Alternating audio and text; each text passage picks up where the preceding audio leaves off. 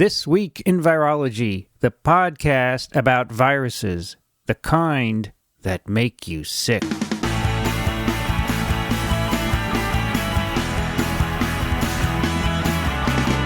This Week in Virology, episode 63 for December 18th, 2009. Hi, everybody. It's Vincent Racaniello. It's Friday afternoon in New York, so that means it's time for TWiV. Joining me today from Western Massachusetts is Alan Dove. Good to be here. Hey, how you doing, Alan? All right, a little chilly, but... chilly here, but I'll bet our next guest isn't chilly, and that would be Rich Condit. Hey, Rich. Hello. Great to be back. In the 70s down there? My little weather bug on my computer says it's 74. Tough. We didn't have that many digits in the temperature here. That's right. It's in the single digits here today. Beautiful day, probably up there too in Massachusetts, right? Oh yeah, lovely clear sky. And yeah. Actually, I don't have that. I got overcast and it was raining this morning, but I'm not complaining. No, you can't. 74. You don't need a jacket, right? That's right. Well, Rich, of course, is a professor of molecular genetics and microbiology at the University of Florida in Gainesville, and he's been on the show before, so we're glad to have you back.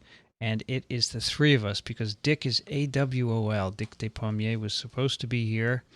I don't know where he is, but he'll blame me, of course, for not making it clear enough, but that's all right. It's too bad. He would have liked some of these stories today. Yeah, these are good stories. Really good ones. So let's get going here. Actually, there are two pox stories I saved for you, Rich. They're great. Thanks. The first one, actually, Alan picked up a couple of weeks ago. U.S. government awards contract to Bavarian Nordic for the development of freeze-dried Imvamune smallpox vaccine. I thought you'd like that one. Yeah, it's great. It's been fun researching this. So do we need a smallpox vaccine? Well, that's a good that's a good question, actually. This is all precipitated by the Biodefense Initiative. It's a particularly interesting question because, okay, so smallpox was eradicated, and when it was eradicated, and that was declared in the late 70s. At the same time as it was declared eradicated, the recommendation was that people quit vaccinating against smallpox because the risk of dying from the vaccination was greater than the risk of dying from the disease. And so for a period of 30 years now, there's been no smallpox vaccination, so we have a whole generation of individuals who are naive to smallpox. And then the 9/11 happened, and I think probably more importantly after that, the anthrax incident. So you have the threat of terrorism, and more specifically, the threat of bioterrorism, and people started going, whoa, what happens if somebody releases smallpox? And the fact is that we would have been caught pretty flat-footed. There were stocks of the old vaccine, Dryvax, that were around, but not enough to cover the whole population. And so there was a lot of money poured into biodefense, and that's where the contract to Bavarian Nordic, which is a small biopharmaceutical company in Denmark, was awarded by BARDA, the Biomedical Advanced Research and Development Authority, which is a division of HHS that was created to basically administer all of the money that's going into biodefense, which is going into biodefense for the purpose of developing vaccines and antiviral drugs against agents that could be used in a bioterror type context, Class A agents, and that includes smallpox. And as a result, now we have a whole bunch of smallpox vaccine of various types that we can discuss. And we have two antivirals that look good against smallpox. So the question is, do we need it? We don't know. Is there smallpox around that someone could use? Well, the two known sources of smallpox are locked up at the CDC and its equivalent in the Soviet Union. There may be unknown, well, there's probably smallpox in corpses in the permafrost. Mm-hmm. There's probably a few PFU around the planet somewhere. And then, of course, there are stories, if you like, I don't know how true or not, of weaponized smallpox that was made in abundance in the Soviet Union that cannot all be accounted for. I see. So it's not clear. Yeah. It's not clear whether there's any smallpox out there or not, but the notion that it could reemerge naturally is really, it's an unknown. The notion that it could be released deliberately is an unknown. It's possible. It seems to me a remote possibility. But the interesting thing is that if it were to have happened 10 years ago, we would have been completely unprepared. Yeah. And now, if there is a smallpox outbreak, for whatever reason, we are quite well prepared. So take that for what it's worth. Do you know about this incident in New York City? Oh, it was in the era when we vaccinated, I think. Someone walked into New York with smallpox and ended up infecting millions of people. No, I don't know about that one. I'd be interested to read about that one. When was this? All right, let's see here. Dig it out of my textbook. I meant to cue this up beforehand, but I didn't. Let's see. I think we have a little bioterror section. Here we go. Okay, the unintentional 1947 outbreak of smallpox in New York City originated from a single businessman who had acquired the disease in his travels. He died after infecting 12 others. Oh, sorry. Yeah, to stop the epidemic, over 6 million people were vaccinated. So only 12 people were infected, but they did immunize 6 million people within a month to stop that. So that's just an example of what could happen.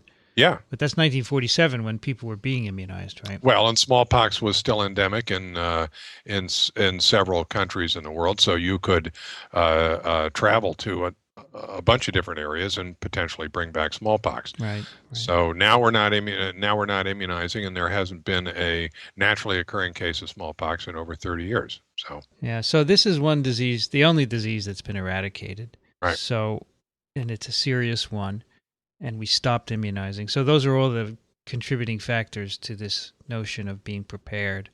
And I guess that you would have to do this for other viral diseases if they were to be eradicated, like polio. You would have to stockpile vaccine, right? Right. It seems to me, especially in something like polio, where it's not, I think, getting rid of the naturally occurring polio is a bigger problem. Yeah, there's also I think this is what you were just hinting at. The important distinction with smallpox is that the vaccine is not the wild virus. It's not going to turn into it spontaneously. Which with polio, as we know, the vaccine turns into a virus that can cause polio. Yep. So that's a problem. I thought it was worth addressing this for anyone who was wondering why we needed to make a smallpox vaccine before we talk about this actual vaccine itself. Well, and there's been some perhaps somewhat justified criticism of the whole biodefense industry, which sprang up after 9/11, to address this, particularly since the anthrax attacks came from a source that was within our own research program for this. Yeah. So is the answer really doing more research on these diseases? I think in this case, yes, but people do have some legitimate concerns about how some of this money may be spent. Yeah, sure. Well, it's funny because my one of my predominant reactions has been that I really don't see the bioterror thing as a huge threat, and it seems to me that the possibility of a deliberate release of smallpox, not that I really know anything, but it seems to me that it's a very low probability incident. But in thinking over this particular topic over the last week or so, I find that I don't regret the money being spent to do this because, as I said, the fact is that now, if there were an outbreak of smallpox for whatever reason, and we really don't know what's out there, natural or deliberate, we are prepared, and we would not have been so before. So you're in favor of this, basically? Well, it's already done, right? Well, I mean, as a pox but I don't regret it. I don't regret it. All right, but if you were on the committee to decide whether to do this or not, that would be tough, right? That would be tough. I would have a hard time with it because it's a lot of money, Yeah, as a virologist, I certainly appreciate that more work is being done, and it's good to advance vaccines even for diseases that might be kind of iffy whether we'll get them. But it's very dicey considering the amount of money. So this is for how many? 20 million doses, right? And then Right. and then an additional 60 million. Right. So 80 the contract at this point stands at a total of 80 million doses, but that's an ongoing effort to deliver the total. This is interesting. The total U.S. government contracts to Bavarian Nordic are $680 million. That's a lot of money. Yeah, it is a lot. Yeah. Okay, we're talking 80 million doses of this Imvamune, and this new contract is to research and prepare a freeze-dried preparation. Yeah, so that's new. That hasn't been done yet. The doses we're talking about are just frozen, standard liquid frozen doses, right? Well, this is interesting because the conventional, what was the conventional Vaccinia vaccine, is actually prepared in a freeze-dried preparation. It was Dryvax, yeah.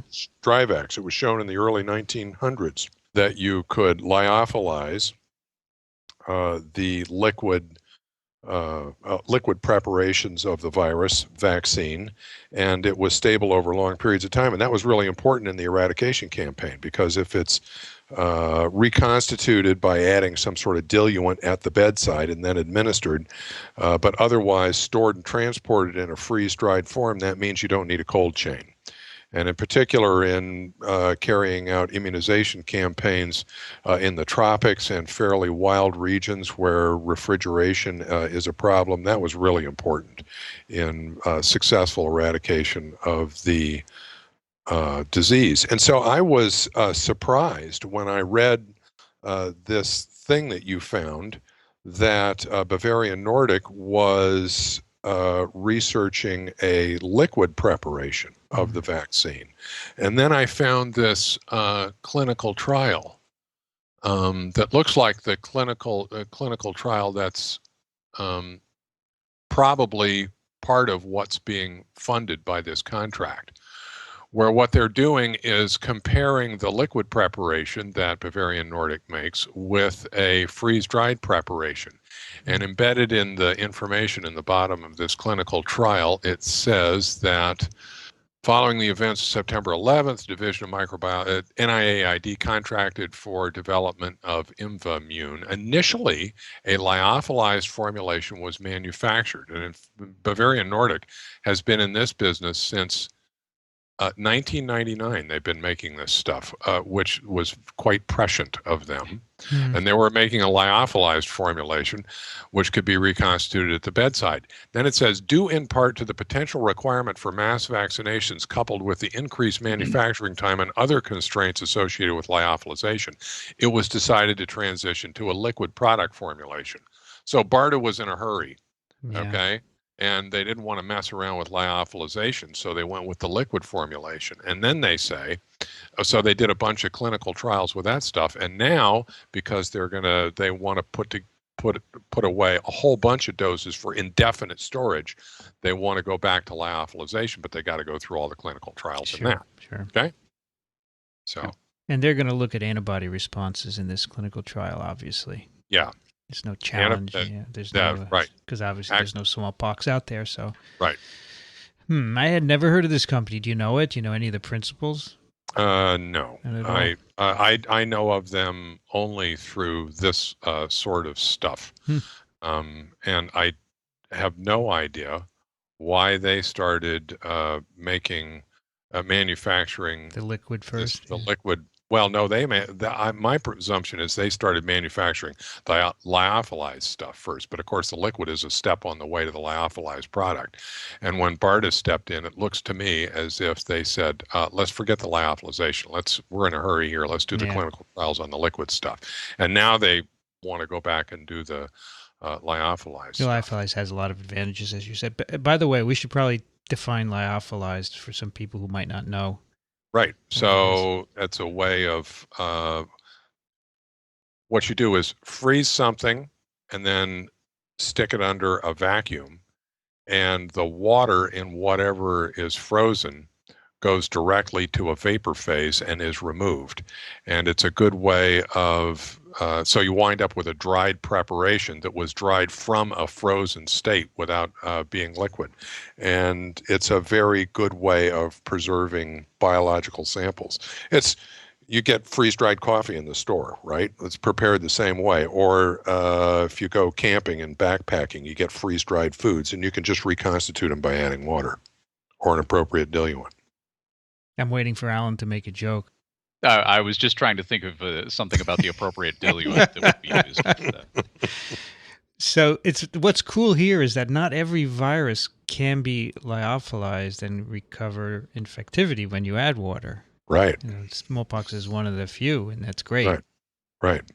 It's the poxviruses are notoriously stable, even though they have an envelope. But it's a funny envelope. You can take this virus and in fact extract all the lipid out of it, and it's no longer infectious. But you can then add the lipid back, and reconstitute the infectivity. Yeah. So the membrane has like 20 proteins in it or something that are all bonded to each other in a sort of a network around the virion. And as long as you can reconstitute the lipid in that or reconstitute a dried preparation, you're okay. The virus doesn't really fall apart when you dry it out.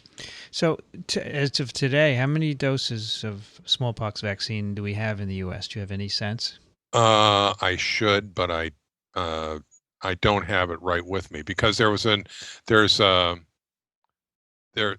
so the MVA that we're talking about here, that is the Bavarian Nordic is contracted to make, is what we would call a third generation vaccine. Right. And we can talk about it's a highly attenuated vaccine that was researched for safety reasons.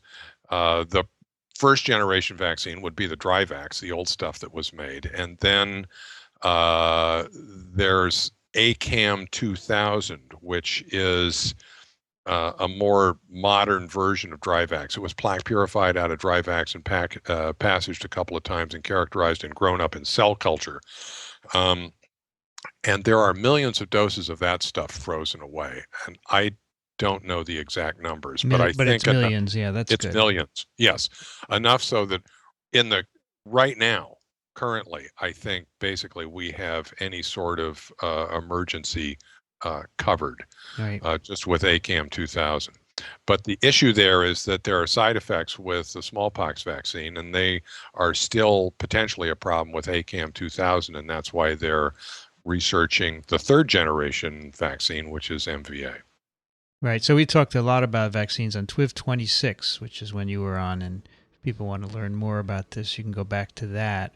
So these preparations, just to clarify, the liquid prep and the lyophilized prep are derived from modified Ankara, right? Right. Which is a modified version of Dryvax.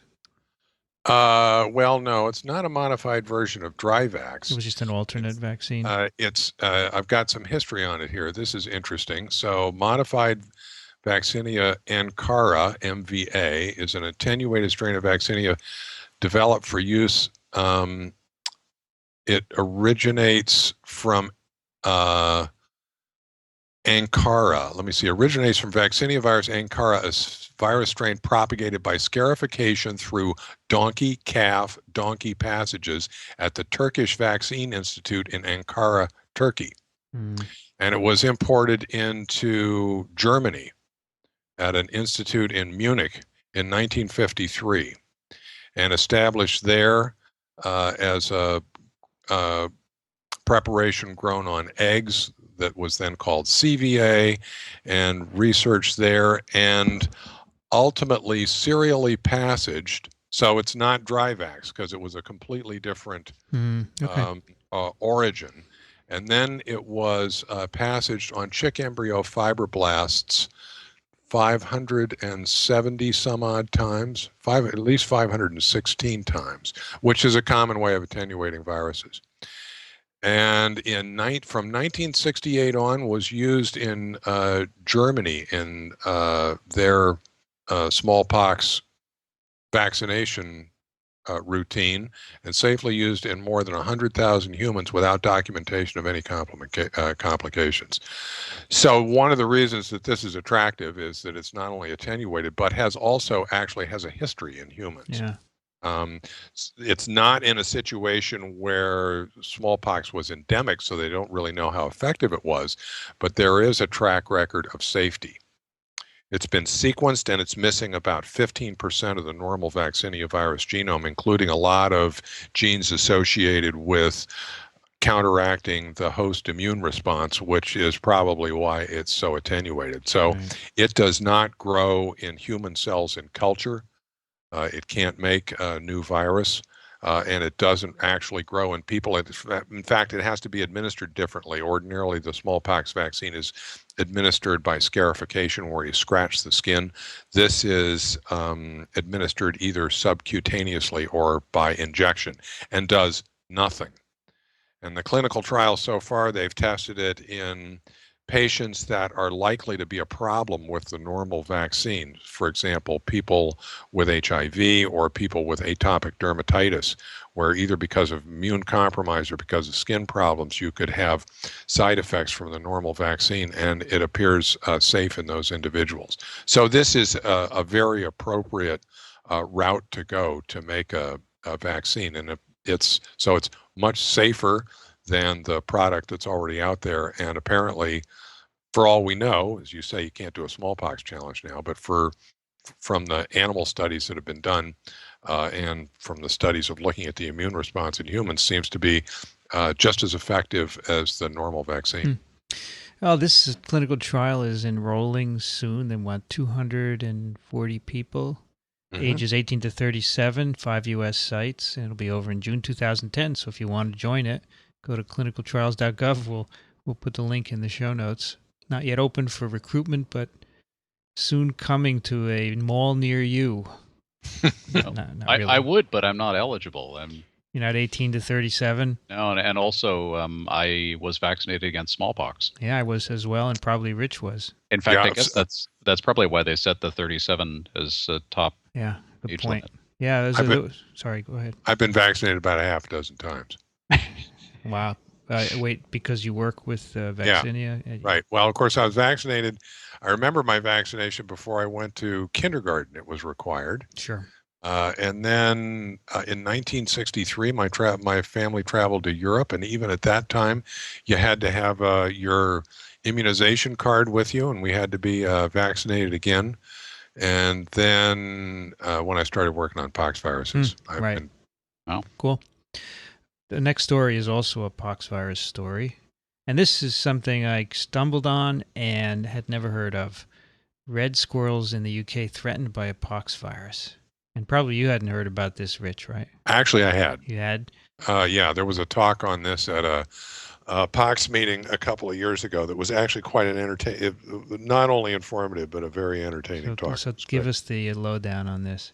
So it's interesting because the story that you dug up on BBC News simply says that red squirrels have been dying off because of infection with a pox virus, and it talks about what they're doing to bring them back. And there's been a rebound in this one locality recently, and people are happy about that.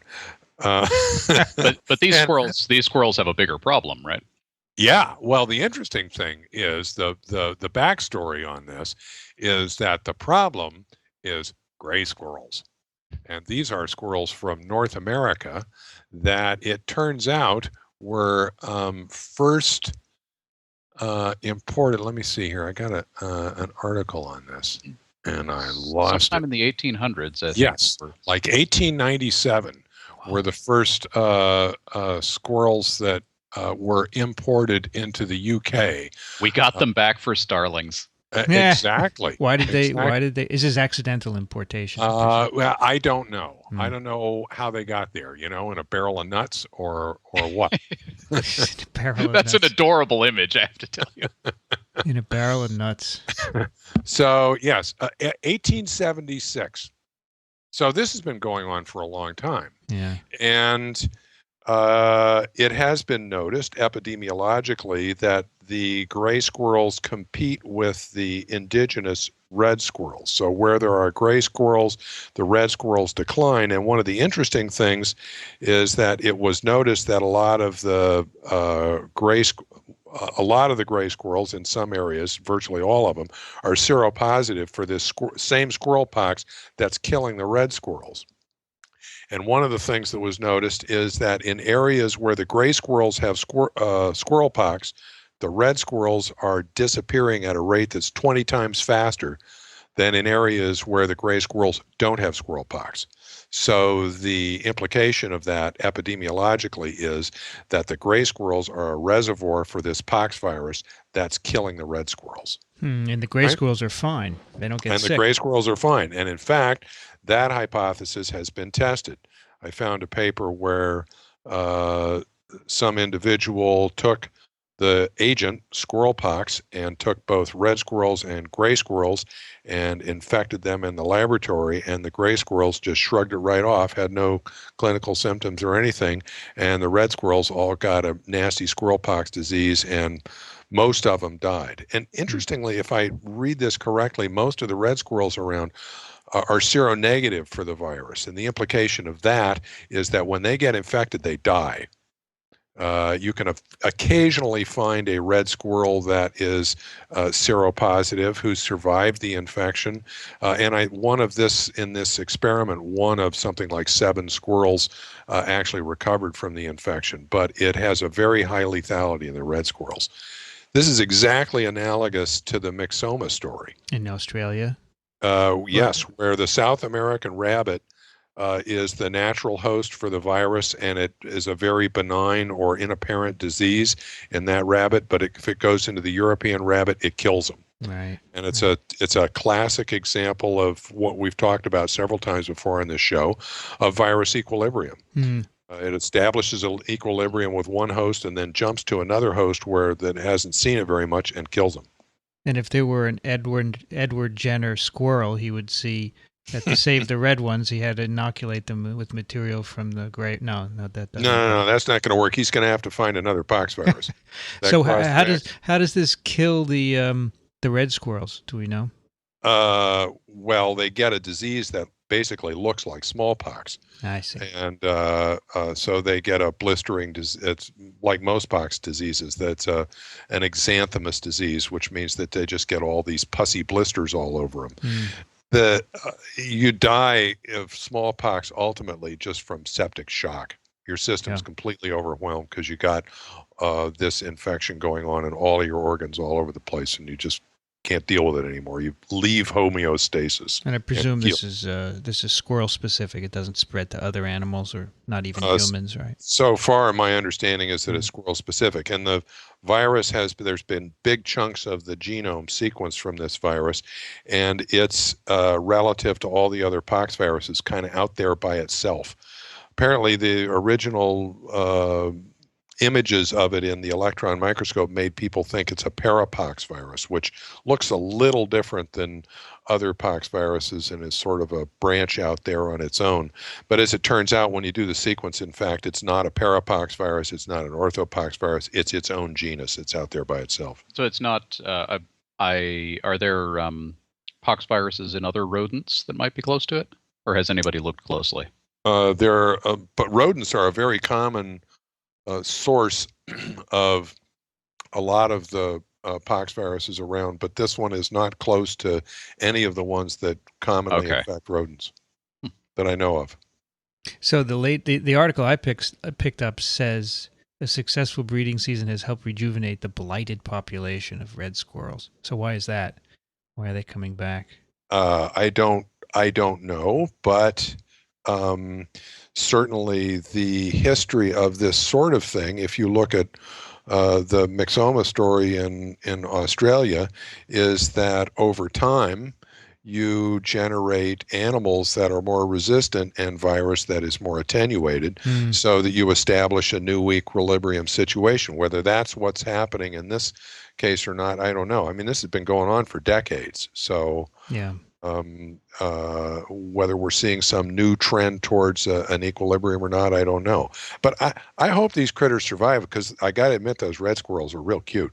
Yeah. I like them. Well, apparently a lot of people in England are concerned, and they have the Wildlife Trust in this one article says that there's a lot of hard work going on to save these red squirrels. I'm not sure what they're doing because they don't specify.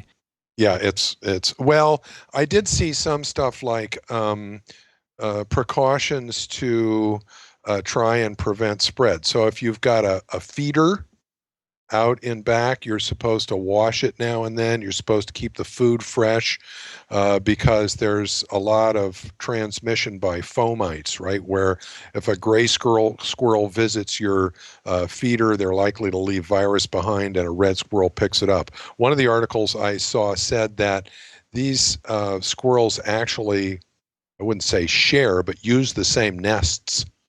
So a gray squirrel may build a nest and vacate it, and a red squirrel wind up using it, and they could pick up virus that way.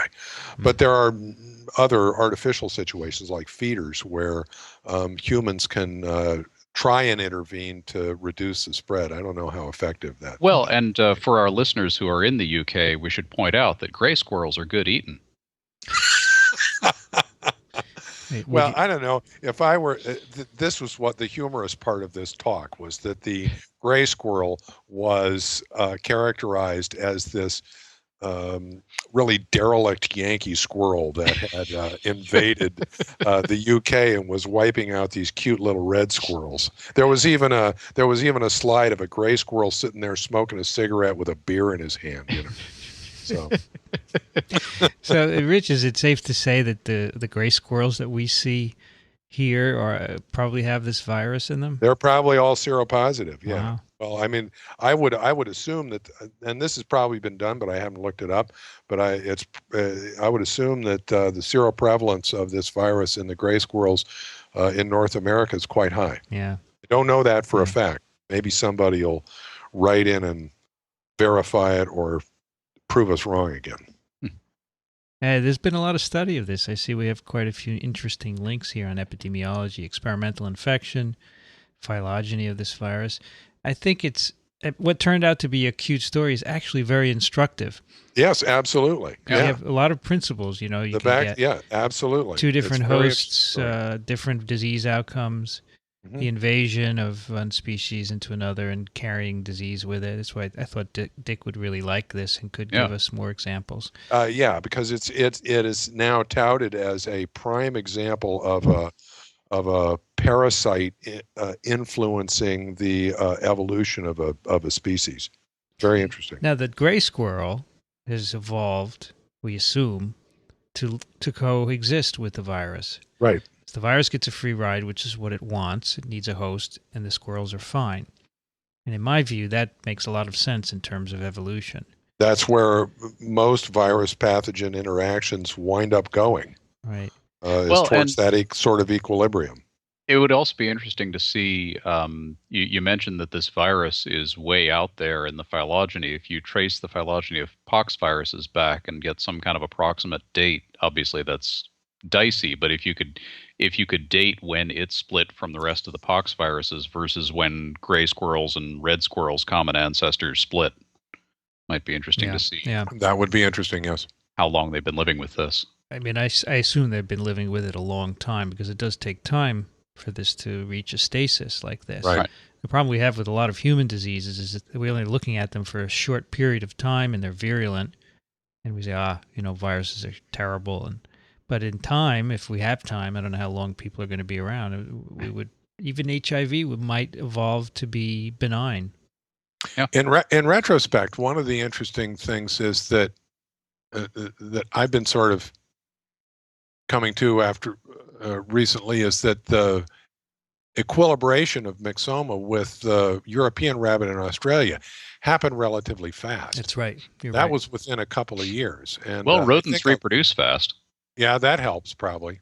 Yeah, rabbits in particular. Yes. Yeah, I think that's a good point. It's not always the case that it takes a long time, but everything is different. There's no black and white always, and you're right. That's that nice example in Australia. There are shades of red and gray. Very good. All right. Excellent. He's warming up. All right. That's a good story. I like that. And we have, in the past year, discussed similar stories. Not as good as this one. We had a story about frogs, I think, in the UK that were dying of a Ranavirus infection. Right. But we didn't have the same introduction scenario as we do here. So those are always interesting to me to look at. All right, that's great. Thanks, Rich. And we'll follow that, see if anything happens, if the red squirrels rebound. And if so, I hope so. And if so, someone should look at the virus in them and look at their responses and see what's changed. That could be instructive. Yep. Right, before we go on to our other stories, I want to mention the support of TWiV by our sponsor, Citrix, the makers of GoToMyPC.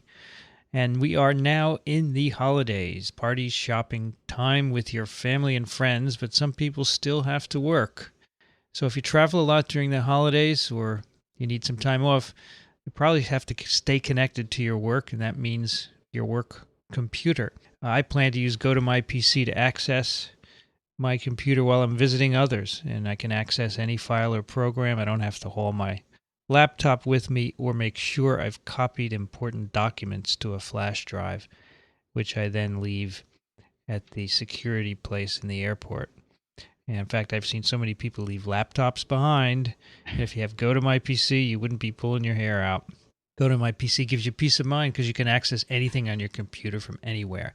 Now, our listeners can try GoToMyPC free for 30 days. That's 1 month of unlimited remote access for free.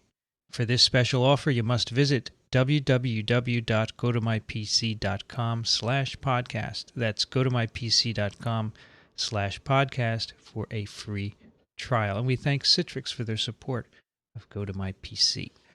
The next story has just popped out. Another big virus has been discovered. This is fabulous. There's a story in Wired, and the original article in the Proceedings of the National Academy of Sciences. And we've talked, I think, briefly on TWiV about giant viruses, and one we've talked about is Marseillevirus and Marseillevirus. And now we have, and these are huge viruses, big capsids, 800 nanometers in diameter, the biggest viruses, huge genomes, 1.2 million base pairs. This is for Marseillevirus, and Marseillevirus is slightly bigger. Coding for hundreds and hundreds of proteins, and coding for proteins which you usually don't find in viruses, like tRNAs, well, not a protein, an RNA. tRNA, what do you call those damned enzymes that put the amino acid? Aminoacyl tRNA synthetase. Thank you. Aminoacyl tRNA synthetase. There's lots of other enzymes. So these guys are challenging what a virus is. You know, we define a virus by passing through a 0.2 micron filter, and these guys don't pass through it. Right. And they have lots of genes they don't need. So anyway, this new paper is from a French group. They discovered a new virus, another one of these big guys. They called it Marseillevirus. And they got it from an amoeba. So Marseille, it's not huge. Well, it is big, but it's not as big as Mimi and Mama. It's 368 kilobase genome, and the virion has 49 proteins in it. They got this from an amoeba. So they were doing a study in Paris where they would take samples of water from a cooling tower, and then they would add it to cultures of this amoeba, Acanthamoeba polyphaga, right? And then they found after a period of time they would get lysis of the amoeba. And they got this virus out of one of those isolations. This is one of the things this is very cool. The Marseille virus, which is what they called one of their isolates, the replication cycle is 5 hours. That's incredible for something that big. I am working on polio at 7.5 kilobase RNA genome, which is 8 hours, and I'm always thinking this is fast. What's the pox cycle? 24, basically 24 hours. And you can see virus before that at maybe 12 or 16 hours or something like that, but still. It's a 350 kilobase genome, right? Poxvirus it varies. The average is about 200 kilobases. So this is slightly larger than pox. Right. And it's 5 hours replication. Really fast. It's incredibly now, the genome of this is smaller than the genome of a Mimi or a Marseillevirus, but the particle is larger? Let's see what the size of the particle is. No, I think this particle was not all that big. It was like 250 nanometers or something like that. And poxvirus is even in the longer dimension, or 350 nanometers. Yeah. So it's okay, not so really the wired headline is not quite correct.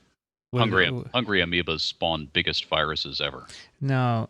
Well, in a general sense, biggest viruses, because Mimi and Mama were amoeba viruses as well. Right. Yeah, you're right, Alan. This is not bigger than Mimi and Mama. What is cool here is that, well, first of all, it has, when they sequence the genome, they have a lot of homology with genes from the Global Ocean Survey data set. Okay, so those were all genes picked up in the ocean.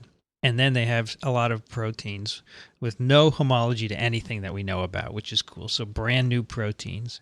Who knows what they do? 28 total protein families with all kinds of genes, protein kinases, ubiquitin proteins, histone-like proteins, which is amazing. But the cool thing is they have genes with homology from genes from other viruses, bacteria, eukaryotes, and archaea. Right. The idea being that, amoeba eat a lot of things, and maybe they mix them up. Mix them up. Right. Horizontal gene transfer, right? You put a couple of organisms together, and they will recombine and make mixtures. That's what's new here. I don't think Mimi and Mama had such a diverse array of genes from different organisms. One of the things that interests me is that the biggest cluster of homologies is to other nucleocytoplasmic large DNA viruses, including poxviruses and iridoviruses and that kind of stuff. So in a general sense, these viruses seem to fall into that same sort of class. Yep. But as you point out, they picked up all kinds of stuff from all over the place. Because, I mean, once again, too bad Dick's not here, but what do amoebae ordinarily do? They go around and eat stuff, right? Yeah, that's right. Yeah, they live in the bottom of, Alan probably they live in the bottom of water collections, right? Yeah. And they live in the detritus down there. Yep. And Dick had a word for that, which is... the scum... Schmuckste or something like that. It's a German Schmutzlayer, word. Something like that. But there was a German word. Oh, right, yes. Which Schmutz is the German word for dirt. I think that was it. Schmutzdecke. Schmutzdecke. There you go. Forms in a septic tank. That's the layer of dirt. Yes. Yeah. So the question here, well, first of all, these guys say, hey, we're going to find a lot more of these big viruses. We just have to look for them. And they're probably right. And they're going to look in amoeba. So this is a new thing now to find more of these viruses. But why? Here's the question. Why? Why are they so big? And how much bigger will they get? Well, now amoebas have big genomes too, right? Have the biggest that's of one anybody, of the things right? they point out in this paper. The amoeba genome is huge. Why is that? Yeah, well, they make this claim that it eats so much stuff that it's got a big genome, which seems to me kind of... That's kind of odd. It's right? Like your DNA gets fat when you eat a lot? Is that it? Why would you incorporate it just because you're eating it? Yeah. I mean, maybe part of it is that, but yeah, I don't know why. Well, we could just be seeing on both sides, we might just be seeing the outcome of a very long evolutionary war where the viruses got bigger to respond to host factors. The host evolved more factors and got its genome integrated with viruses and so on. Maybe. Or maybe the viruses originated from amoeba. They just got simpler. Yeah. I don't know. It could go either way. But I don't know why they're so big. Why do they have to have all these genes? We don't know why they have tRNA synthetases, why they have ubiquitins, why they have protein kinases, and that's obviously where research is going to go if they can get funded to do that. But why? Why have all these proteins? What's the evolutionary advantage? Very interesting question. Very interesting. Because we have this view of a virus. This reminds me of some questions I've asked my wife when we're packing for a trip somewhere. Why do we need all this stuff? Yes. Well, that's a good point. Maybe it's not all necessary. Maybe it's just what is the word? For comfort, right? Yeah.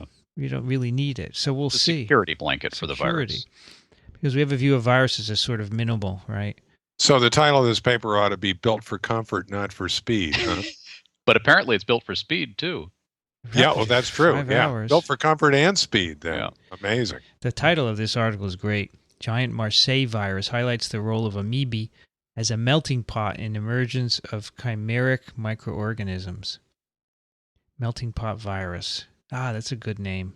Now, are these is there some standard for naming all the amoeba viruses with M names, or was that just Marseille? I get because they're in Marseille, but Yeah. I don't even know where the name Mimi comes from. Well, Mimi is microbe mimic because when they first saw it, they thought it was a bacterium actually, and it turned out because it was so big you could see it in the light microscope.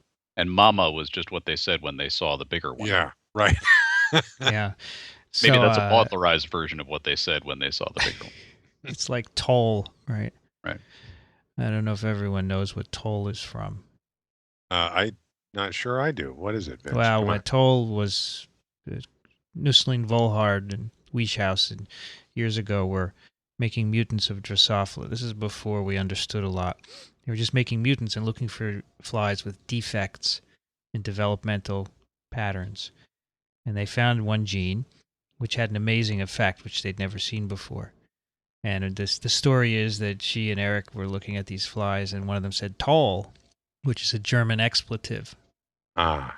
Right, okay. and then they ended up calling it toll-like receptor. All right. So now when everyone says toll, they're cursing in German, I guess. I don't know if it's cursing. Someone correct us. I've heard it's a curse, but I know the word. If the word I'm thinking of is not toll in German, and maybe it just means wow or hey, cool, something like that. I don't know. Yeah, the online translation I'm getting is far out. Far out, yes, far wow. out. Maybe it's far out. So, yeah, I think it's coincidental that they're all M, but they're very cool and they're huge. And one structure was done this year actually of Mimi, I think, or Mama, I don't remember which one, by cryo-electron microscopy. Or by just holding it up to the light. You just hold it up to the light and you can see that. You can see these in the microscope. Well, I think you can almost see poxviruses, right, Rich? Poxviruses you can see in a light microscope, yes. That was one of the first viruses visualized because of that. So can you see it in your lab in a tissue culture infected cell? No, what you see in the lab is you see inclusions. You can see inclusions in the cells. Yeah, okay? you cannot see particles. No. Particles. If you do immunofluorescence, you can see individual particles. Sure. Yeah. If you label them green or something like that. Okay. But I guess you can see herpes if you do that, right? So. Yeah. No, I was told once you could see pox particles floating around. I know once we did. We expressed a rhinovirus protein in a vaccinia vector, and where vaccinia particles were formed because we were delivering an enzyme, T7 RNA polymerase, right? Mm-hmm. Right. We did EMs. We saw these huge particles dwarfing the picornas, and they were the vaccinia particles. Yep. Very, very different. Anyway. Big particles, big plaques. I love it. Yeah, it's a good virus. And if you had a 5-hour cycle, boy, you'd be really happy. Yeah, I'd probably be younger than I am now.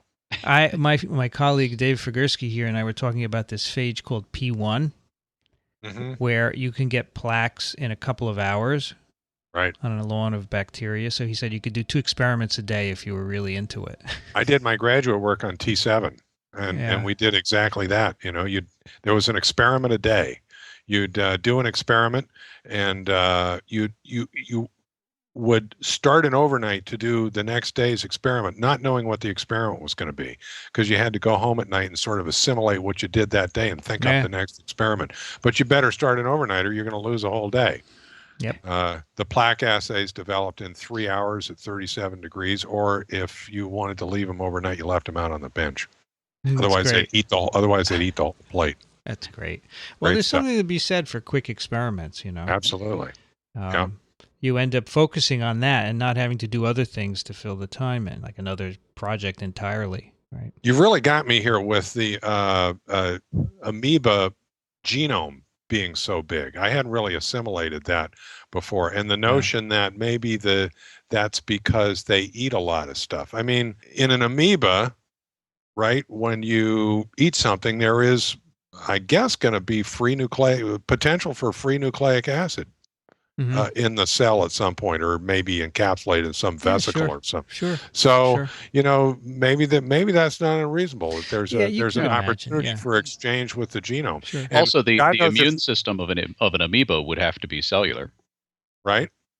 So And God knows if you transfect a cell in culture with any old DNA, it'll just go right into the genome, just get stuck in somewhere, kind of higgledy-piggledy. So maybe that's not crazy. I just have a problem with taking up crap that you don't need, DNA, and just sticking it, unless it serves a function, you would lose it. I mean, no, there's a lot of, we see junk DNA, but we're not sure it's junk. Who knows, right? Right. In fact, these big viruses have a lot of junk, apparently, what they call junk DNA that doesn't code for anything. But yeah, but it probably has some function. Probably confers some mild advantage in a competitive environment. Yeah. No, there must be some reason that it stays there, but why an amoeba has to have all this is a mystery, and it's very interesting. Yeah, that's a good point. All right, so let's move on to our last story. This is not actually a story. This is moving into the realm of reader interactions, and this goes back to the last time you were on the show, Rich, and you talked about the rabies baiting program where they put rabies glycoprotein in a vaccinia and they put it in bait. And this story last time was that a woman her dog had bitten one of these baits and she got it on her hand and got vaccinia infection on her hand. So we, whenever I post a TWiV, I co-post it on, I cross-post on my virology blog, and someone wrote in a very kind of nasty email saying, I think the rabies bait talk needs to understand that despite the talk given here, there's no evidence present that the 20 years of pox-vectored oral live rabies bait is effective. So he has this whole email saying this doesn't work. It's never been shown to work. And he rants on. And then he says at the end, there's no proof that this even works. There's little science behind any of this vaccine. The funny business going on with the woman's immune system is because of prior dysregulation from vaccines. So this is a total anti-vax person. Now, normally, I wouldn't even mention this because there's no evidence that any of what this person says is true. Zero. And but there was a great response from someone whose name is a mom in reply, and I thought this was really good to read. And it starts, can I ask what your qualifications are for the doctor in your name? I appreciate your obvious passion about the subject of the rabies baiting program used in the U.S. I would like to comment on your last statement about vaccines. Rabies is an awful disease, fatal. Where I live, the bat population usually shows 8% positive for rabies virus. Through education by local health agencies, most people know how to acknowledge when a bat is not acting normal. If it is hanging out on your deck furniture in the heat of the day, not normal. If it lands on your head, not normal. Don't touch it. If you do, bag it and take it for testing. My family was sleeping in a cabin where bats had entered. My 8-month-old child woke crying and screaming. We saw the bats and a small mark on her leg. With the help of medical professionals and provincial medical experts, it was decided that the rabies vaccine would be offered to her. Not an easy decision. Did any bat actually get near her? Did it have rabies? What effect would this vaccine have on a child under 1 year? She was given the vaccine, and it is 8 years later. I can't say for certain if the bat made contact with her, but I do thank the scientists and doctors that worked to make the vaccine available. What a wonderful thing that we live in countries, Canada, the U.S., where we have choices to protect our children against these diseases. Vaccines are very powerful. They can elicit many responses from people. It is a very different discussion if you are talking about deciding to get a vaccine for rabies or for H1N1 virus. I certainly hope that the rabies baiting program or something like it will help to reduce the incidence of rabies in the wild animal population. Signed, a mom. That's great. So that's probably better than anything we could say. Yep. The really other nice. thing that I think provides a fairly effective rebuttal to the original comment is if you actually click on that commenter's link and go to her webpage, which is titled jordanmarkofthebeast.com. I didn't do that. And then click on mission statement. Mission statement here. And it just skim down it, and I think you'll get the flavor for. It's just a suggestion to readers that they take this with an appropriate grain of salt.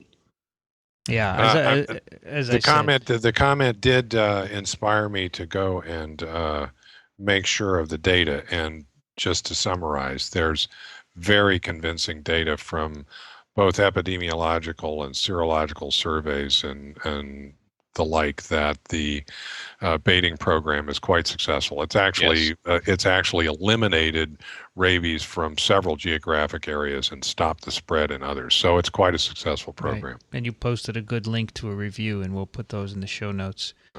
Yes, it has been effective. Yeah, and this is not one study. This is the review. The review article has references to the whole body of work. I think that's Okay, let's do a couple of emails.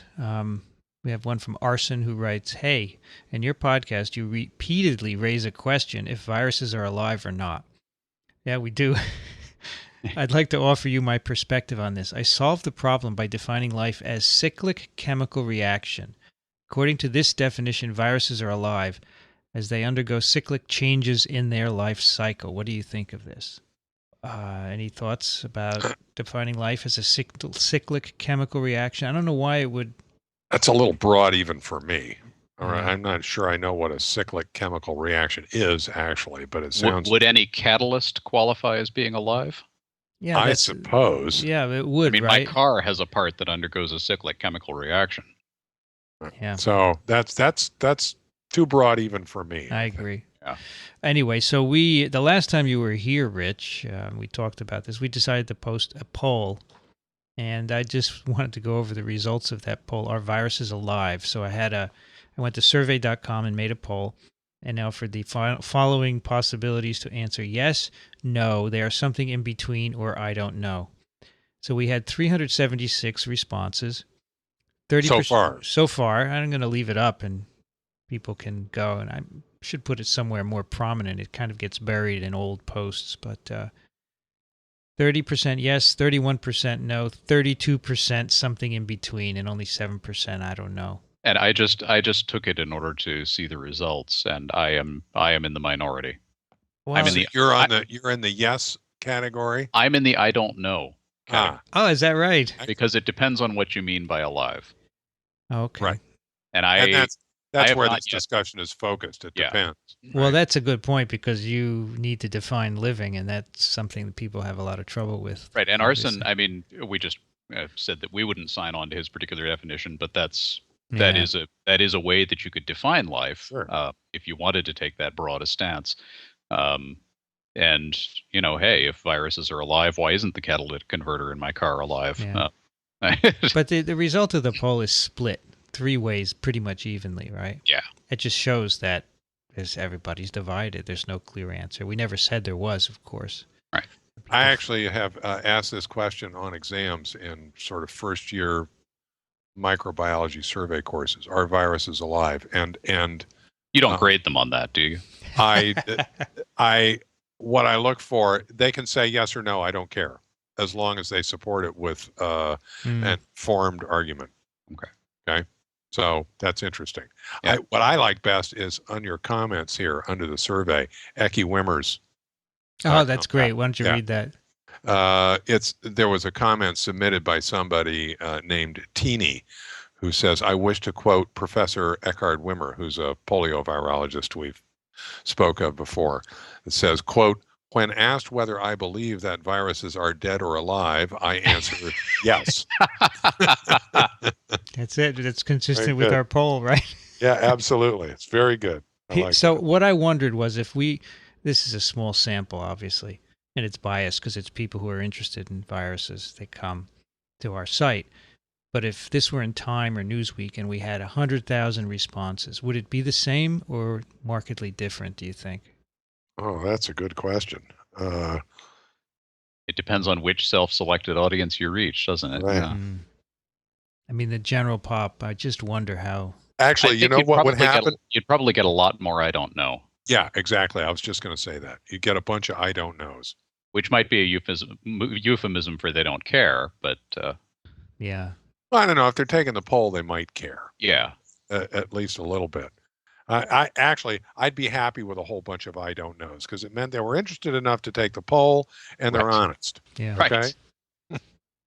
All right. So I'll leave it up, and we'll see in a year's time what it looks like. Now we have an email from Ed who writes, "Hey, Vincent and the gang. I recently started listening to the podcasts on my way to work after following the blog for a while. It's great stuff. I am a big proponent of accurate yet accessible dissemination of science to the public. I noticed that you often mention virus evolution, particularly how pathogens evolve to a state of balance with their host organism, an important distinction when compared to epizootic infection, as you clearly stress. One big proponent of this theory is the evolutionary biologist Paul Ewald. His books make very interesting reading. One of his books that ties in with the discussion going on within your podcasts on XMRV and its association with prostate cancer and CFS is Plague Time, How Stealth Infections Cause Cancers, Heart Disease, and Other Deadly Ailments. While many of the pathogens associated with any of these diseases have yet to be proven to be causative, it is certainly an area in which we are only beginning to unravel the complexity." So Ed is a scientist here in New York City. I haven't read Paul Ewald. Has anyone else? I read his first book, which was very interesting and actually made a case that, it was in retrospect kind of obvious that this notion that's been taught to medical students for generations that an infection that's been with us for a long time will automatically tend to be milder than an infection that's new to a species. And as Ewald argued very successfully, I think, that's not true. If you look at viruses that are where it doesn't hurt the virus's adaptation to incapacitate the host, you can have extremely deadly viruses that stay with us for a long time. So insect-borne viruses are particularly nasty this way. Yellow fever, I think, was one of the examples that he used. So you can have a virus that is successfully infecting its host across a long period of evolutionary time, but the virus remains quite deadly because it doesn't hurt yellow fever virus to put somebody into a coma or kill them as long as they get bitten by a mosquito before they die. Right. Whereas it would do enormous damage to a respiratory virus. Killing somebody would have a harder time getting out to other hosts.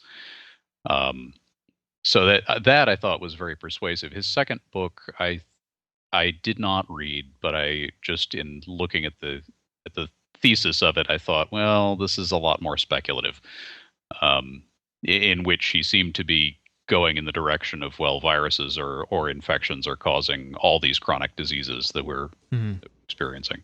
All right. Well, I'll pick it up because I haven't read it, but I think it's good. And actually, I have another email, which we'll get to in a few weeks, from another reader who also mentions Ewald and some of the same issues. So I'll try and read it before we get to that. I mean, theoretically, all viruses should evolve to be minimally pathogenic and maximally infectious or transmissible if those were the main determinants, right? But clearly that doesn't happen. Right, and depending on the route of transmission, that may not be good for the host. Yeah.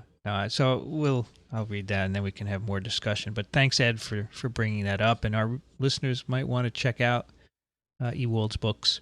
Yeah. We have an email from Swiss Compass, who writes, "Professors, does H1N1 pose a real threat to pets? Is it true that, quote, so far in animals catching it from people, we've heard it in pigs, turkeys, ferrets, and now this cat in Iowa?" And he sends a link to a YouTube video from a veterinarian in Rhode Island. Your insight is highly appreciated. I don't know what the video says. I didn't look at it. I looked at it. But what does it say about it? Does it say this is a big danger? It says some cat got flu from somebody who their owner had flu, and the cat caught flu. Now, I don't. Both recovered. Okay. I don't know what the cat's symptoms, if any, were, and I don't know how it was diagnosed, but they had, they had a veterinarian on the show and the whole bit. Okay. Yeah. It's a newscast from a Rhode Island news station. Okay. I think these are pretty rare infections from humans to these pets, and it doesn't seem to transmit among the animals, although it might be harder to do that. But my feeling is that it's very rare and it's not going anywhere. And, if you get close to a pet and you have a lot of virus, occasionally it's going to infect them. But I don't think it's a threat. What do you guys think? Is it a threat to pets? I would agree with you. Yeah, I'm now on the Iowa Department of Public Health webpage, this does appear to be a real case. A 13-year-old indoor cat was brought into a veterinarian and was sick, and I don't know why they tested it for H1N1, but they did, and it tested positive. And they diagnosed it as flu-like illness caused by this flu virus. And they say the public health veterinarian says this is not completely unexpected, as other strains of influenza have been found in cats in the past. Both the cat and its owners have recovered from their illnesses. So, yeah, I don't think it's any different from many other flu strains that can go into various animals. Right. So I don't think it's a big deal. That's our take. Swiss Compass. And Ibrahim writes, list any 10 viruses that are responsible for the transmission of viral disease and the name of the disease they transmit. this sounds like somebody's homework.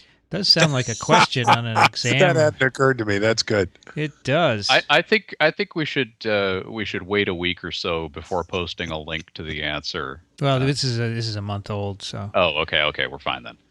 We never get to them on time. But Rich sent a list of, wow, this is beautiful, more than 10. Yeah, I got a whole wow. bunch. Yeah, we could knock off 10, but no problem. But we'll just put a link to this because it's very comprehensive. You don't mind if we post that, right? No, not at all. That's fine. Great. And very nicely organized. Beautiful. Well, this is from my lectures to the medical students. Great. Okay? That's So, a good as a slide. matter of fact, this comes from my classification lecture. If you look at this slide, it's organized exactly the same as the classification chart in fields. Right. Okay, except the last column, instead of characteristics of these viruses, talks about the diseases that they cause. Because lecturing to the medical students, if you just do straight classification, it's boring. Sure. But it's important to be able to, for me to communicate to them that all of this classification actually means something, and that there are things that they can identify with that are associated with each of these virus families. So Right. it's a nice sort of overview of individual diseases that people are familiar with that are associated with each of the virus families. Right. Yeah, it's very nice. I like that. Thanks for doing that. Okay, Anthony writes, Dear Heroes, best podcast ever. Wow. You, plural, are doing wonders for a very real problem in the scientific community. This problem is poor communication. Delving deeply into the science is great for researchers like myself, and certainly many details are lost on the layperson, but I do believe there is great plain English in your discussions. I have a more personal problem I hope you will be able to address, but I'm sure you can make it interesting for all your listeners. I am attempting to assemble a list of viruses that infect humans but have very low virulence. I think CMV and some other herpes strains might make the list. Ideally, I am seeking viruses that infect humans and are completely symptomless. This also sounds like an exam question, doesn't it?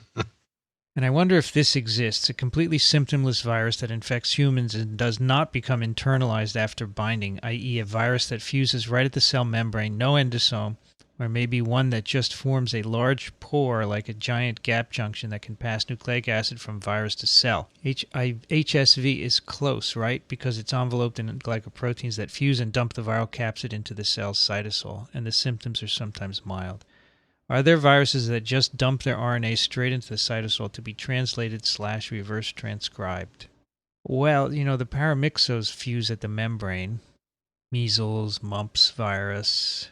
But they all are not symptomless. The only one I could find... He's got about 3 questions in there. Yeah. I don't know. About symptoms, the other about entry. I don't know why it has to be both. Why does it have to enter at the membrane and not cause symptoms? Well, right. But anyway, that's what he wants, and I can't think of any.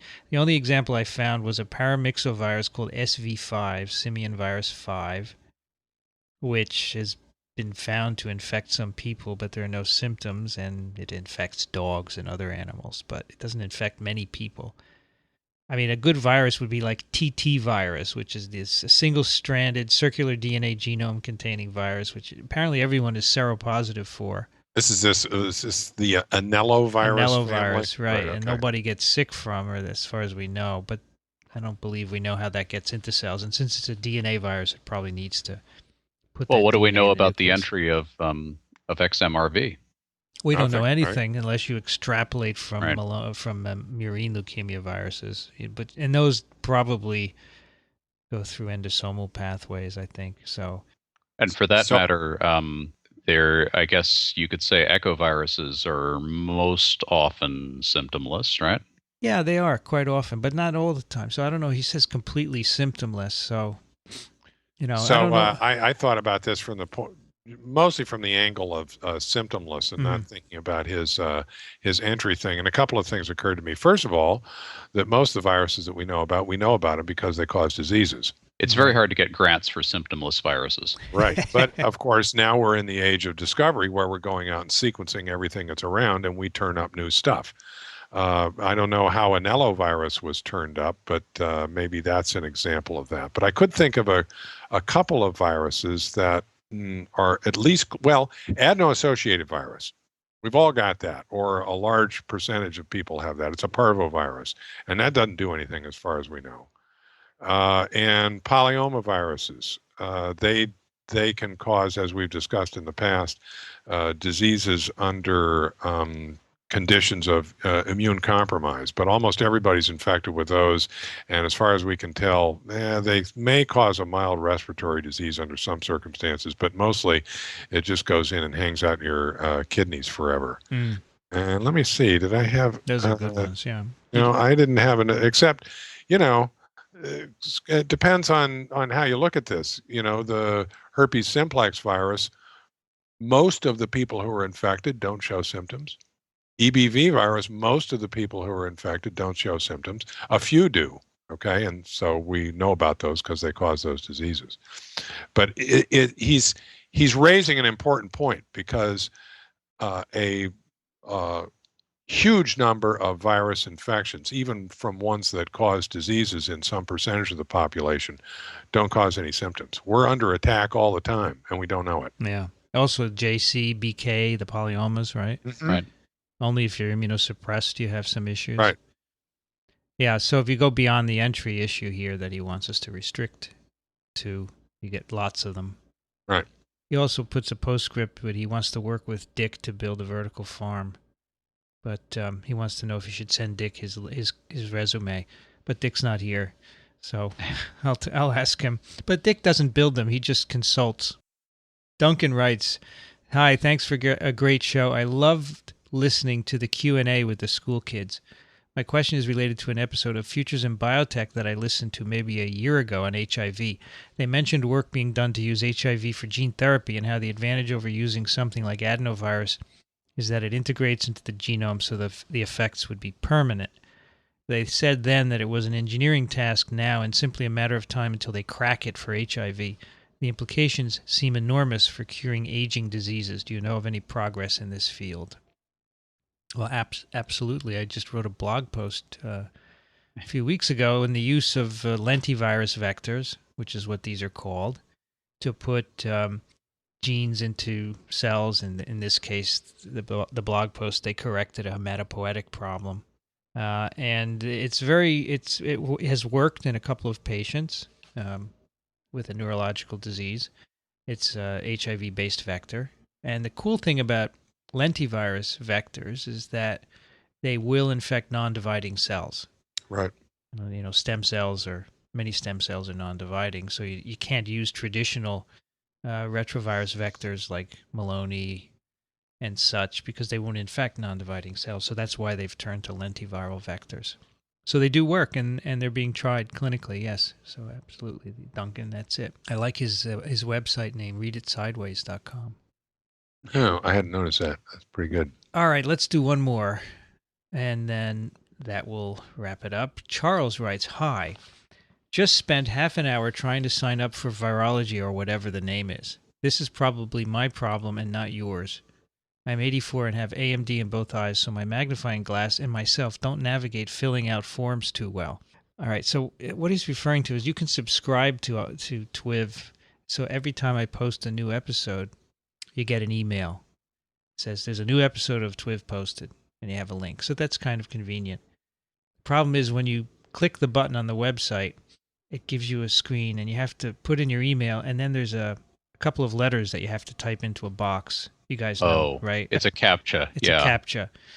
To stop spammers. To stop spammers, and he can't see them. Is there a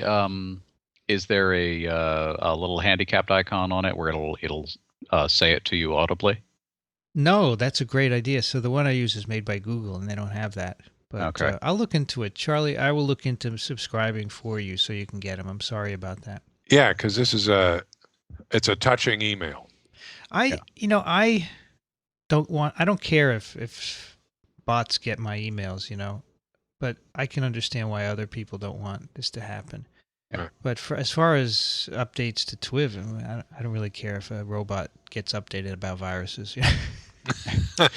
Anyway, he continues, I wanted to see if you could send me any information available as to the effectiveness of Flumist H1N1 or tell me where to find it. If their latest study, if indeed they did one, may present a big problem, at least if it comes up with the 29% level of effectiveness, which was reported for their seasonal flu version in New England Journal.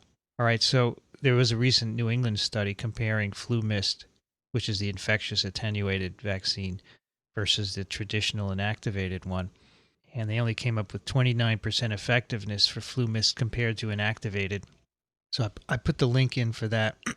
The problem there is that since it's infectious, if you have any kind of immunity that's cross-reacting with the vaccine, it reduces the effectiveness level. Right. And I think that's the idea of what happened in that study. A lot of the people used probably had some cross-reactive immunity, so it blocked it. But there have been previous studies in other populations that show a higher level of effectiveness, and I'll provide a couple of links to those. So the makers of Flumist have it sometimes claimed that it's equally as effective as the inactivated vaccine, maybe slightly better. As far as I can tell, they're about the same. So right. I think that's a wash there. But the key is that it's an infectious vaccine, and I think it gives you a more robust immunity than an inactivated vaccine. Whether or not that's true, we'll see, but that's my take. So anyway, I'll give you the link so that you can take a look at that. And then he writes, I also want to comment about the graph you gave for the article about the advantages of being elderly as far as swine flu goes. It looks to me as you use the CDC data for mortality rather than incidence of flu. It is well recognized that the elderly have a lesser incidence of flu, but a far higher mortality. All right, so what I had, this is actually a post on my blog where I had taken a graph from the CDC, which suggested that older people over 65 years old were having less infection with H1N1 compared with younger people. So this compared seasonal infections from 2007 to 2008 with H1N1 this year. And this data is actually distribution of people hospitalized with lab-confirmed influenza. So it's not fatal, it's just lab-confirmed hospitalizations. And the point is simply that the higher age group is less susceptible this year for some reason. So I didn't use mortality rate. It's just incidence based on hospital visits, which is probably the most reliable kind of data you can get. Right. Come into the hospital, they get diagnosed for flu. They have flu. And then he says, I would have subscribed, but I didn't want to encounter one of those type out these letters things, which I always fail. So I'm really sorry, Charlie. Another thought, it looks to me as though Flumist plugs into the innate immune system quite a bit, and it may give a big advantage with children. My bet is that with adults, it doesn't trigger the adaptive immune system all that much, and that is why the firm avoids using measure of antibody formation as criteria. Well, I don't think the vaccine would work if it didn't trigger the adaptive immune system, because innate responses do not protect you with a memory response, right? Right. So it's only antibodies that will do that. So I'm sure that Flumist triggers antibodies, and I am sure that it also triggers innate systems, because in fact you can't have an adaptive response without an innate response. You need all the cytokines that are made to shape the adaptive response. So I think you're wrong on that one, Charlie, but thanks for writing, and we'll try and correct your problem with the CAPTCHA, because we'd like you to continue to get our emails. And also, when you encounter that on other sites, there is often a little wheelchair icon, which it's not really for somebody in a wheelchair. It's for people who have visual problems. And it will actually read the text to you audibly. so that you can then type it in. That's great. Yeah. So, and that feature is not always present, but it's definitely something to search for. Well, I will look into it to see if I could turn it on for TWiV, because it's not fair for people who can't see.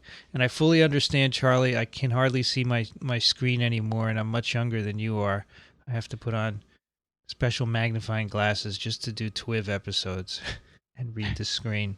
All right, that'll do it for email, and that brings us to our science picks of the week. And perhaps, Rich, you could go first. All righty. For those last-minute Christmas shoppers, I have a shoppingware site. It's called iawearables.com. And this sells all sorts of stuff. Neckties, boxers, bio notes, scarves, etc., that have microbiological themes of one sort or another. I have a Vaccinia virus tie that's really nice. It's got a picture of the intact virus. It's got a cross-section of the virus, and it's got a bifurcated needle on it, too. I do this with some trepidation because this site also links to the, Giant Microbes? Yeah, the Giant Microbes site, which you blogged on recently, Vince, and pointed out had some factual inaccuracies in some of the descriptions. Oh, that's okay. It's cute. But, how can you resist gonorrhea boxer shorts? I don't know. How can you? I'd like to. And they got stuff in here for you, Vince. They got note cards that are either rhinovirus note cards. Yeah. Or there's a Rota. What is it? It's the Rotary that helps sponsor the polio eradication campaign. Sure. So they got note cards that feature that on it as well. Yeah. So these are cute. You might want to give your friends some germs or some gonorrhea boxer shorts or something. They also have non-infectious stuff. They have cancer-related stuff. Mm-hmm. Oh, this is great. A lot of stuff. Yeah, I had sort of known about this, but haven't really been there in a while. So that's a great idea for a gift. Okay, infectious wearables. I wish I had done this. It could support the podcast, Alan, what have you got for us? I have a piece of software that I was just using the other day. I said, hey, people ought to know about this. It's called Darwine. And this is it's a version of a program called Wine, which stands for Wine is not an emulator. It's a recursive acronym. Anyway, what all these things do is they function, at least to me, they look like emulators for the Windows operating system on the Mac. Sort of like Boot Camp, right? A little bit, except it has the tremendous advantage, as far as I'm concerned, that you do not have to buy Windows. So instead of paying Microsoft for a copy of Windows to install on your Mac that you paid Steve Jobs for so that you wouldn't have to run Windows, the old way of doing this was that you would download Wine, which is a Linux Unix application that will run, it'll run the Windows features and operating system inside your machine so that you can run Windows software on top of it, which I would think of as an emulator. And unfortunately, the original Unix version of it is a little bit finicky to configure, and there's some stuff you have to do. Darwine is a version of this that you just download and install, and it's up and running, and you can run Windows applications through it, regular executable files. Cool. So I've heard of this, but I never used it. How stable is it? Is it okay? It's adequate for my purposes. What program were you running that? Because I edit some websites, I had to run Internet Explorer. Oh, I'm so sorry. I know, but if you're on a Mac and you're developing websites, this is a real problem because Explorer doesn't render pages properly, and you get complaints from people. Hey, the page doesn't look right, and you can't see what they're talking about. I see. So I had Darwine, and I was running Explorer the XP version, whatever it was, on top of that. And then I've had a couple of other applications that I tested out that ran just fine. I'm sure if you get the very latest, whatever Vista compatible or Windows 7 compatible stuff, it may not operate properly. But if you just have one Windows application that you need to run for some reason, you can. And you don't have to reboot or anything. It just runs. It's an emulator, basically. Yeah. That's cool. I don't understand the technical distinction that makes it not an emulator, but yeah. Okay. I got that. Cool. Have you guys tried Chrome? No, I have not. It's Google's new browser. So, do you browse the internet, or does it browse you? Good question. I just tried it. It's nice, but it's no faster than Safari or Firefox, so I haven't used it, but there's a lot of excitement about it. But that is not my pick. My pick is Microbial Art. It's a website where people have made art using living bacteria, fungi, and protists. Of course, they don't have viruses there, right? Because they're not living. You just got to get that in there, don't you? I just want you guys to say, hey. And they have all this great stuff, fungi growing on plates, and they make art out of it. This is cool. Yes, it is very cool. I'm looking at it now. They make art out of it of all different. Some of it's great, some of it's not as great. Actually, this Ben Jacobs website is these things are beautiful. Yeah, so fungi. They mix fungi and bacteria, multimedia art.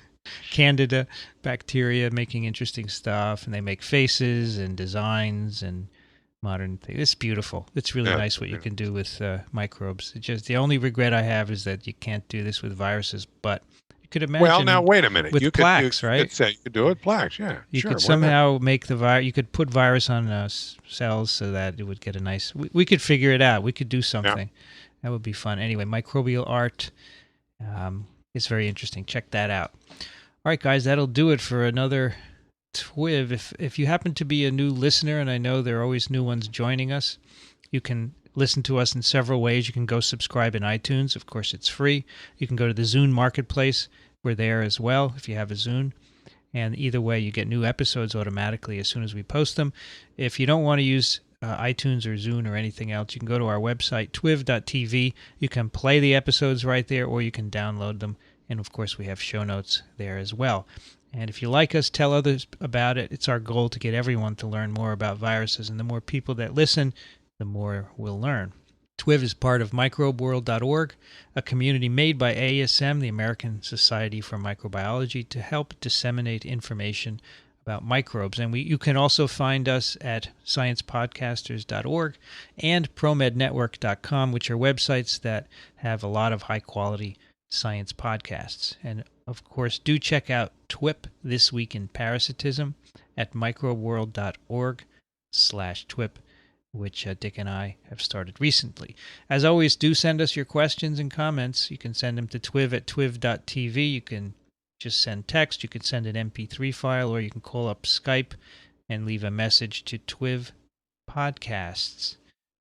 TWiV Podcasts, sorry. You could also, if you find a story you want us to talk about, you can email us it, which a lot of people do, and that's great. But if you're on microbeworld.org, you can upload the story and then tag it with TWiV, and we can pick it up that way. Guys, thanks so much for joining us. Rich, appreciate it. It's always a good time. Yeah, enjoy it. Enjoy it. And Alan as well.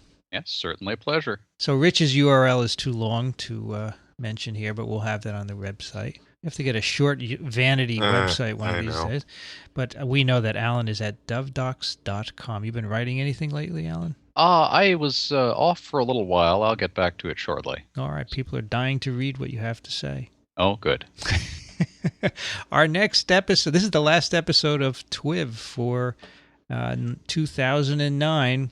I'm going to take next week off. Next Friday or next weekend sometime I'll post TWiP number 3, This Week in Parasitism, but there will be no TWiV. The next episode will be January 1st, 2010. And Alan, you're welcome to join us. Rich and I will review the year's virology stories on New Year's Day. Sounds like fun. So if you're available... And not too hungover.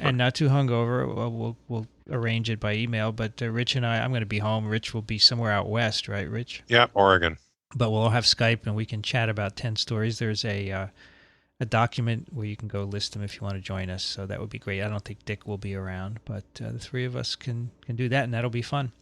Yeah. I love that review. You and I did that last year, Alan. Yes. As well. Dick was not around for that either. Great. You have been listening to This Week in Virology, all about viruses. Thanks for joining us, everyone. Another TWiV is viral.